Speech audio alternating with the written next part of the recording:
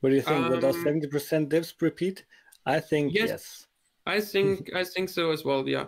Because you know it's always that you see some volume forming, not like at the lowest point, but in the middle. Like right now on this on at this point, you see more and more people accumulating and less people selling. So you don't see like just less people selling. It's more like that there are less sellers, because people who are buying HEX and staking it long term, they don't want to sell it like immediately. And those people who wanted to sell their big payday bonus or their entire HEX bag, so if they came before big payday, they might have already sold, because you know, a trader who stepped into HEX before big payday wanted to just trade the big payday. You know, it's like easy as that. And those are out already. So it don't looks like, so at least to me, it doesn't look like, don't look like that it's going down anytime soon. So like down for 20%, yeah, 20% is possible in a day. Yeah, we have a high volatile asset with HEX, but in general, and that's why we are saying dollar cost average in, because as a 20% dip is like nothing in HEX, yeah, and might be eaten up within the next minute or so, yeah. But that's why it's best to dollar cost average in, because if you start at yeah, right after big payday, right here, to buy your first thing, and then let's say 3 days later you buy the next, 3 days later you buy the next, 3 days later you buy the next, 3 days later you buy the next, here the next, then Well, here you don't have the screen share on, so we cannot see what yeah, you mean. I'm sorry.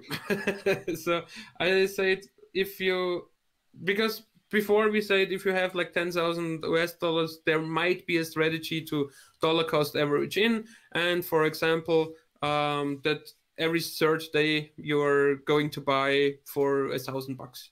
And if you started right after the big payday, you bought one here, you bought a bit here, you bought a bit in this day, a bit 1, 2, 3 here and here and there, you know. So your average might be somewhere here at 0.4 until 0.5. So somewhere here at the green zone. So in total, you're already in positive territory. But if you start like here, then it's crucial to dollar cost average in, you know, because if you suddenly or like out of not enough knowledge or something like that, if you, it happens that you are starting in a cryptocurrency at its all-time high.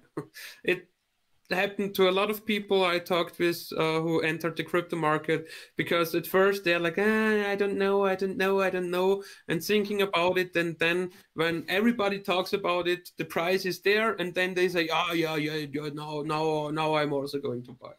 And that's why it's crucial to dollar cost average in, because if you started in November, like from 2nd November to 2nd of December, then you have also a really good average, like here, somewhere here, I guess, maybe somewhere here, but you're already in positive territory again. Yeah. We see it all the time when the FOMO kicks in, when the price is really high, people are coming and buying. I don't know why they behaved like this. They're just fear of missing out, of course. And Toby one says we might go through the resistance line. We might go down to 0.0053 or something like this. I think we will not go down. Just like Oldman Hex says, he thinks that the price will go through the Hex conference and will just climb higher and higher. This is the feeling I have as well. We just have a momentum going on right now, and then things can happen. Yeah, and actually, right now, I also would say, okay, don't spread it in a long time zone, your dollar cost averaging in. I